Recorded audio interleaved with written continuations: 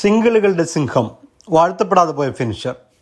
Dhoni, Lance Klusener, Michael Hussey, Javed Miandad, de Villiers, Mark Boucher എന്നിങ്ങനെ cricket ലോകം കണ്ട ഫിനിഷർമാർ നിരവധി ഉണ്ടായിട്ടുണ്ട്.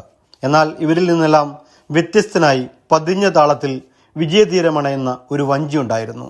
ബവോ എന്ന വിളിപ്പേരിൽ അറിയപ്പെടുന്ന മൈക്കിൾ ഗിൽ ബെവൻ എന്നായിരുന്നു അയാളുടെ പേര്.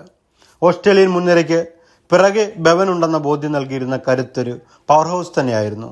കാരണം ഒന്നല്ല, ഒരുപാട് തവണ തകർന്നടിഞ്ഞ ഓസ്ട്രേലിയൻ മുൻനിരയ്ക്ക് പിന്നാലെ എത്തി പതിഞ്ഞ താളത്തിൽ അയാൾ ഇന്നിങ്സുകൾക്ക് ജീവനും ജയവും നൽകുന്നതിന് ക്രിക്കറ്റ് ലോകം സാക്ഷിയായി.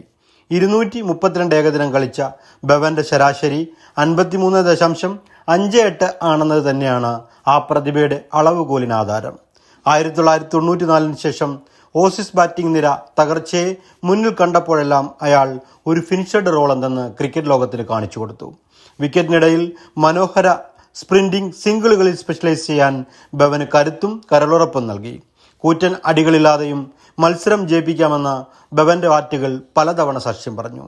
232 മത്സരം കളിച്ച ബെവന്റെ ബാറ്റിൽ നിന്നും ആകെ പിറന്നത് 21 സിക്സറുകൾ മാത്രമായിരുന്നു എന്നറിയുമ്പോഴാണ് ആ ബാറ്ററുടെ താളം ശമന താളമായിരുന്നു എന്നറിയുന്നത്. 1999 നാടകീയ സെമിയിൽ ദക്ഷിണാഫ്രിക്കയ്ക്കെതിരെ ബെവൻ നേടിയ 65 റൺസിന്റെ വില ഓസീസ് അറിഞ്ഞത് ദക്ഷിണാഫ്രിക്കയുടെ ഇന്നിംഗ്സ് അവസാനിച്ചപ്പോഴായിരുന്നു. ഇന്നിന്റെ ക്രിക്കറ്റ് വേഗതയ്ക്ക് ഒട്ടും അനുരൂപനല്ലാത്ത ബെവൻ നങ്കൂരമിട്ട് കളിച്ചപ്പോഴൊക്കെ ഓസ്ട്രേലിയ ജയിച്ചിട്ടുണ്ട് എന്ന ഒറ്റ കാരണം മതി ക്രിക്കറ്റ് ചരിത്രം എന്നും ആ സിംഗിളുകളുടെ സിംഹത്തെ നന്ദിയോടെ ഓർക്കാൻ.